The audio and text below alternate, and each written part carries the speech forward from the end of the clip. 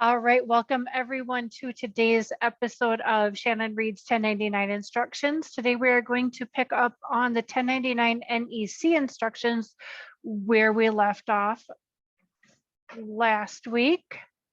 I'm just going to get them pulled up here. All right, we left off talking about when somebody else is making payments, such as in construction builds. And so if you have construction clients, I would definitely recommend watching NEC Part 1. All right, so state or local sales tax. If state or local sales taxes are imposed on the service provider and you as the buyer pay them to the service provider, report them on Form 1099 NEC as part of the reportable payment. However, if sales taxes are imposed on you as the buyer and collected from you by the service provider, do not report the sales tax on Form 1099 NEC. Statements to recipients. If you are required to file Form 1099 NEC, you must furnish a statement to the recipient. For more information about the requirement to furnish a statement to each recipient and truncation, see Part M of the General Instructions for certain information returns. You can furnish each recipient with a single payee statement reporting all Form 1099 NEC payment types. You are required to furnish the payee statements and file with the IRS by January 31st. Truncating recipients' TIN on payee statements. Pursuant to Regulation 301-6109-4, all filers of this form may truncate the recipient's tax ID number, social security number, or individual taxpayer identification number, adoption taxpayer identification number, or employer identification number on payee statements. Truncation is not allowed on any document that the filer files with the IRS. A payer's TIN may not be truncated on any form. See Part J in the general instructions for certain information returns. So basically, on the 1099 miscellaneous and 1099 NEC, in most cases you can truncate as long as it's just an information return and not something that gets filed with a return. Foreign Account Tax Compliant Act, FATCA, filing requirement checkbox. Check the box if you are a U.S. payer that is reporting on Forms 1099, including reporting payments on this Form 1099 NEC, as part of satisfying your requirement to report with respect to a U.S. account for Chapter 4 purposes as described in regulations. In addition, check the box if you are a foreign financial institution, FFI, reporting payments to a U.S. account pursuant to an election described in regulation section. Finally, check the box if you are an FFI and are reporting a U.S. Let me start that over because I missed a whole line there. Finally, check the box if you are an FFI making the election described in regulation section and are reporting a U.S. account for Chapter 4 purposes to which you made no payments during the year that are reportable on an applicable Form 1099, or are reporting a U.S. account to which you made payments during the year that do not reach the applicable reporting threshold for any applicable Form 1099. I have no idea what I just read there, you guys. So this is, again, one of the things where if you're an FFI, then you're going to know the instructions, but I'm not a foreign financial institution, so I've never had to fill out this section. So I would say it's probably not super common, but it is still something that the IRS has rules and regulations about. So If you're reporting on helping a foreign financial institution report payments, do a lot more research.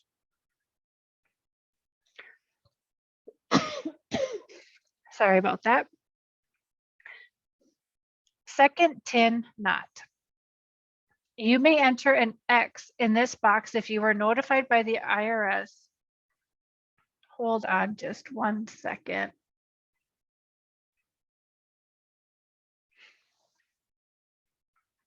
Okay, so on the second TIN not, I think they missed part of the word. They abbreviated notice. I don't know why they abbreviated notice here, you guys.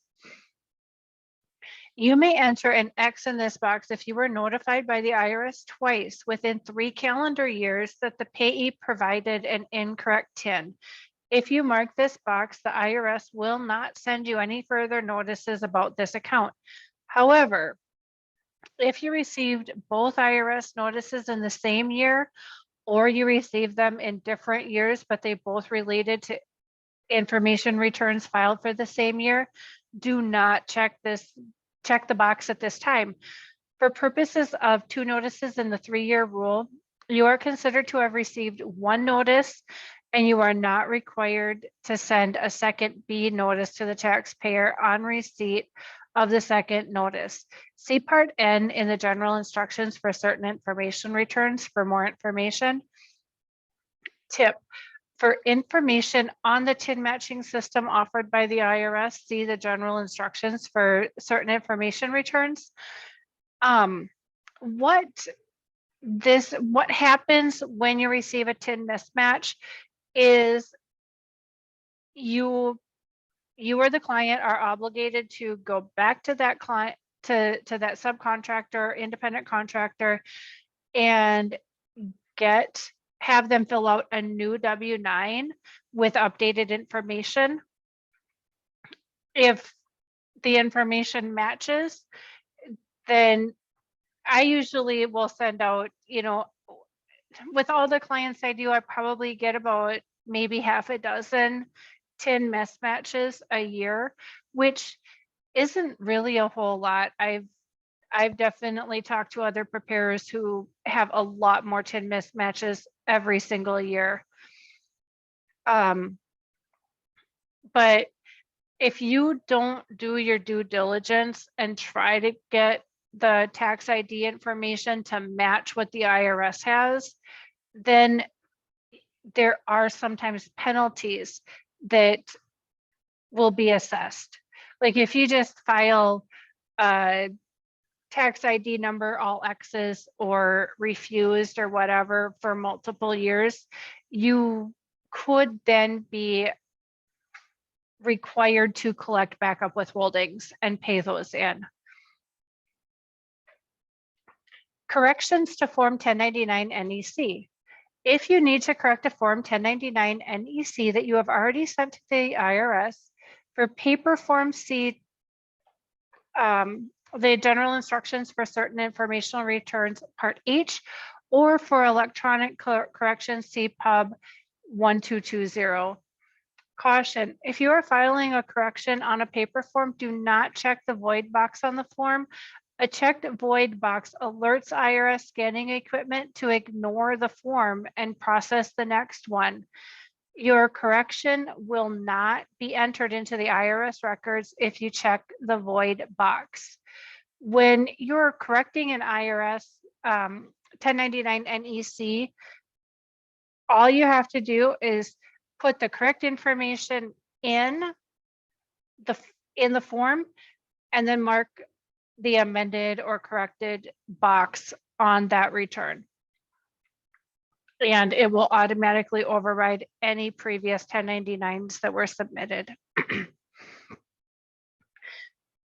Recipient's TIN. Enter the recipient's TIN using hyphens in the proper format. Social Security numbers, ITINs, and ATINs should be in the 3-2-4 format. EINs should be in the 2-7 format. You should make every effort to ensure that you have the correct type of number reported in the correct format. Account number.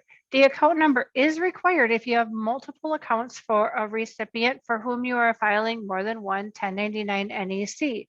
The account number is also required if you check the FATCA filing requirement, see FATCA filing requirement checkbox earlier. Additionally, the IRS encourages you to designate an account number for all Forms 1099 NEC that you file. See Part L in the general instructions for certain information returns.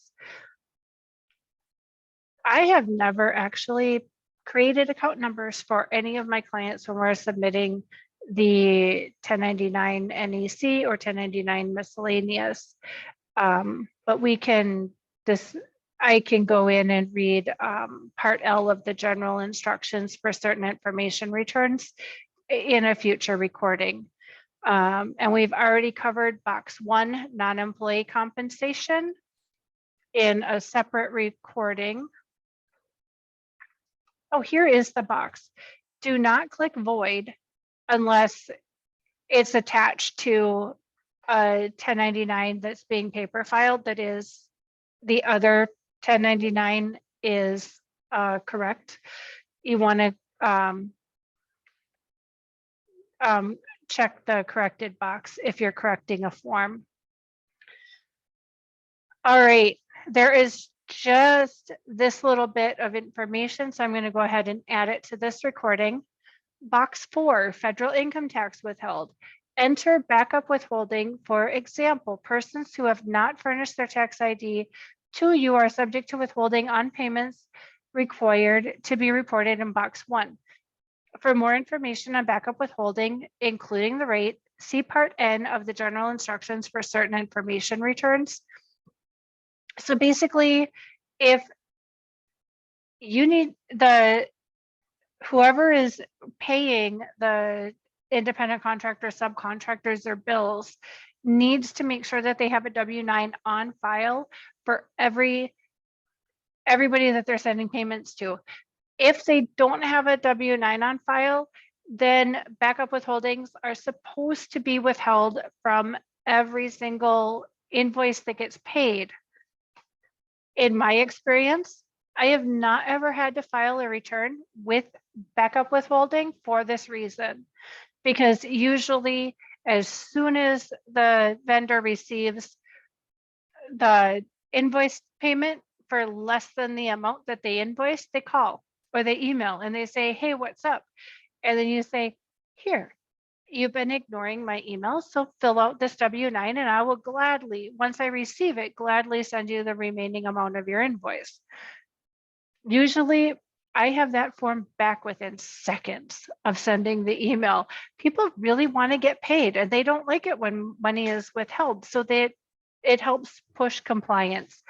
I know a lot of times bookkeepers come in after the fact and are doing a cleanup, or they realize, hey, we've been paying this subcontractor vendor for the last couple of months.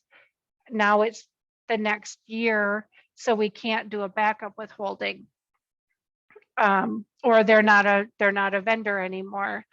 In that case, you fill out the 1099 with refused or all X's in the TIN, and tell the client to expect a TIN mismatch letter. They usually come out in October. Boxes 5 through 7, state information. These boxes are provided for your convenience only and need only be completed and need not be completed for the IRS. Use the state information boxes to report payments for up to 2 states. Keep the information for each state separated by a dashed line. If you withheld state income tax on this payment, you may enter it in box 5. In box 6, enter the abbreviated name of the state and the payer state identification number. In box 7, you may enter the amount of the state payment. If a state tax department requires that you send them a paper copy of this form, use copy 1 to provide information to the state tax department. Give copy 2 to the recipient for use in filing the recipient's state income tax return. And that is the end of the instructions. So We will pick up tomorrow doing the 1099 miscellaneous boxes where we left off. And thank you all for joining. Make sure you comment if you have any questions, like and subscribe and share these videos that if you find value in them. We'll see you guys again next time. Bye.